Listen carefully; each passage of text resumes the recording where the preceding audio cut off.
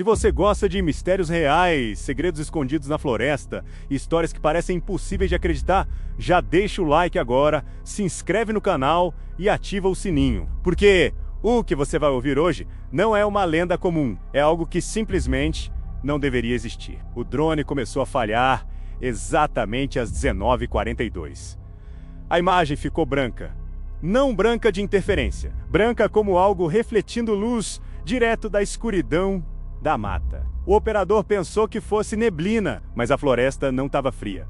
Não havia fumaça, não havia luz artificial, só havia algo enorme se movendo devagar, dentro de uma área onde ninguém deveria estar. Uma área isolada, cercada, marcada como proibida nos mapas antigos da região. Quando a câmera ajustou o foco, todos ficaram em silêncio.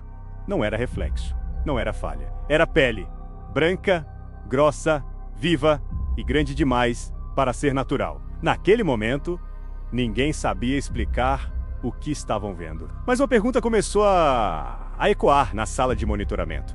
Aquilo era apenas um animal, ou era o resultado de algo que nunca deveria ter saído do controle? A história começou semanas antes, quando moradores ribeirinhos passaram a relatar luzes estranhas vindas de uma área interditada da floresta. Uma antiga base de pesquisa ambiental, oficialmente desativada há mais de 15 anos. O local ficava a quilômetros da comunidade mais próxima, cercado por placas enferrujadas que diziam acesso restrito. Ninguém sabia exatamente o motivo da interdição. Alguns diziam que era contaminação do solo. Outros falavam em pesquisas sigilosas, mas o que chamava atenção era o silêncio das autoridades. Sempre que alguém perguntava demais. Na mesma época, pescadores começaram a notar algo incomum no rio que cortava a região. A água parecia turva em certos pontos, mesmo sem chuva. Peixes desapareciam de áreas específicas. E à noite, havia movimentos largos na superfície, como se algo extremamente pesado estivesse cruzando de uma margem a outra sem pressa. O primeiro registro concreto aconteceu por acaso. Um grupo de exploradores urbanos decidiu sobrevoar a área proibida com um drone de alta definição. A intenção era gravar imagens para um documentário independente sobre locais abandonados. Eles não esperavam encontrar nada além de estruturas deterioradas pela umidade da floresta. Mas logo, no primeiro voo noturno, a transmissão começou a apresentar interferências incomuns. Não era perda de sinal comum. Era como se algo estivesse gerando um campo ao redor. Então veio o clarão. Uma massa branca surgiu entre as árvores, deslizando com um movimento quase silencioso. O contraste com a vegetação escura tornava impossível ignorar o tamanho. Era extensa demais, espessa demais. E o que mais assustava, completamente albina. Anacondas albinas são extremamente raras na natureza. A condição genética é incomum e geralmente compromete a sobrevivência do animal. A coloração branca as torna vulneráveis. Predadores detectam com facilidade. Presas fogem antes mesmo da aproximação. A probabilidade de uma sobreviver até atingir grande porte é mínima. Mas aquela não parecia vulnerável. Parecia dominante. O vídeo foi analisado quadro a quadro. Estimativas iniciais sugeriam algo acima de 8 metros. Talvez mais, mas havia um detalhe perturbador. O padrão de movimentação não era típico. Especialistas consultados informalmente notaram que o deslocamento era mais direto, quase orientado, como se seguisse trajetórias definidas. Não parecia apenas caça instintiva, parecia patrulha. Dias depois, moradores relataram sons vindos da área proibida. Vibrações baixas no solo durante a madrugada. Galhos partindo de forma ritmada. E um silêncio absoluto de insetos em determinados horários, algo incomum na floresta amazônica. A curiosidade virou preocupação quando rastros começaram a surgir próximos ao limite da zona interditada. Marcos largas na terra úmida. Impressões de arrasto recentes. A vegetação amassada, formando trilhas que levavam diretamente para um antigo galpão metálico dentro do complexo abandonado. Foi então que alguém resolveu investigar pessoalmente. 3 homens entraram na área durante o dia, acreditando que a luz solar reduziria qualquer risco. Encontraram prédios corroídos pelo tempo, cercas parcialmente derrubadas e portas reforçadas com cadeados relativamente novos, apesar do abandono oficial. Dentro de um dos prédios, havia documentos espalhados, papéis técnicos com termos científicos avançados, referência genética adaptativa, resistência celular e testes comportamentais em répteis de grande porte. Nenhum deles era especialista, mas entenderam o suficiente para perceber que ali havia acontecido algo além de simples pesquisa ambiental. Ao saírem do galpão, notaram que o silêncio estava diferente. Não era apenas ausência de som, era como se a floresta estivesse esperando. No chão, perto da margem de um lago artificial que não aparecia nos mapas antigos, havia uma pele trocada, longa, espessa, branca, muito maior do que qualquer registro conhecido na região. Eles decidiram ir embora imediatamente. Naquela mesma noite, câmeras térmicas posicionadas próximas à comunidade registraram uma assinatura de calor gigantesca. Cruzando o rio lentamente, não houve ataque, não houve aproximação direta das casas, apenas a travessia, como se estivesse testando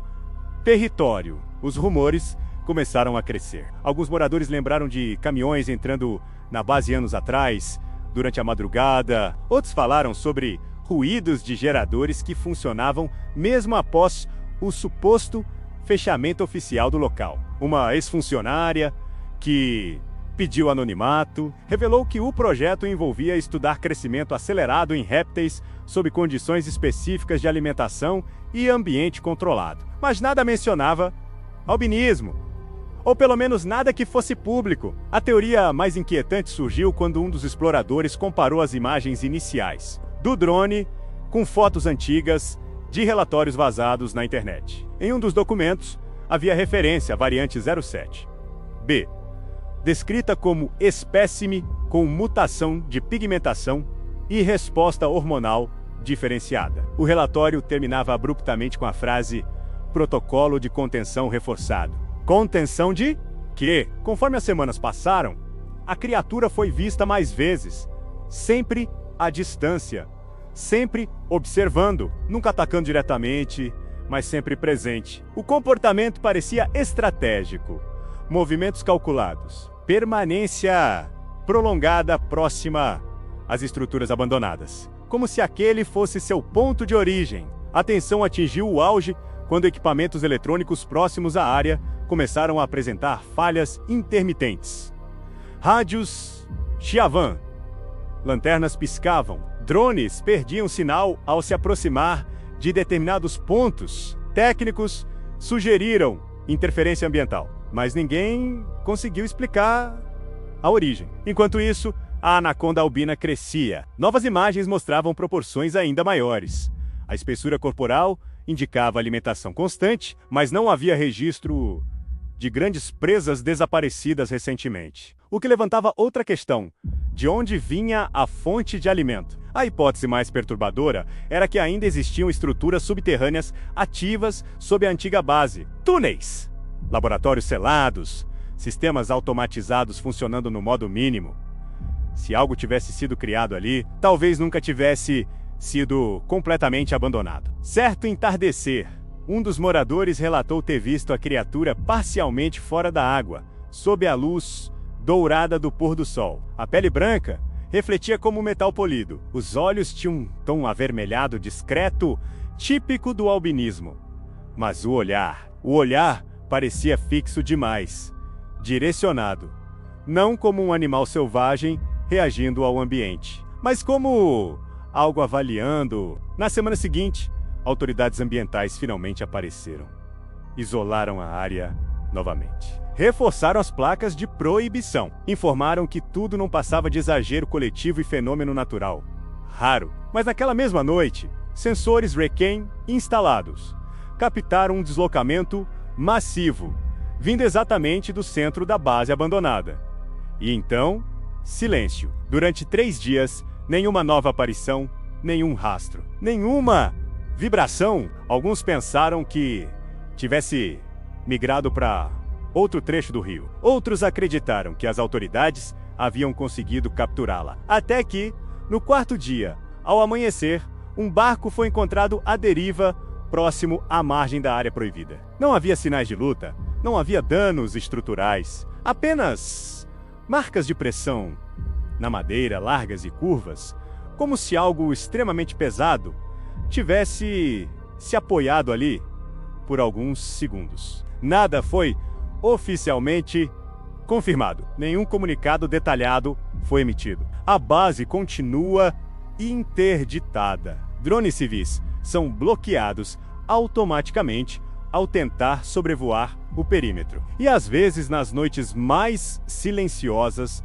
moradores dizem que a água do rio fica lisa demais, parada demais, como um espelho branco ou esperando o momento certo de se mover outra vez. Alguns acreditam que foi apenas um animal raro que cresceu além do esperado. Outros acreditam que foi o resultado de um experimento que nunca deveria ter saído do laboratório. Mas há uma terceira possibilidade que poucos ousam comentar.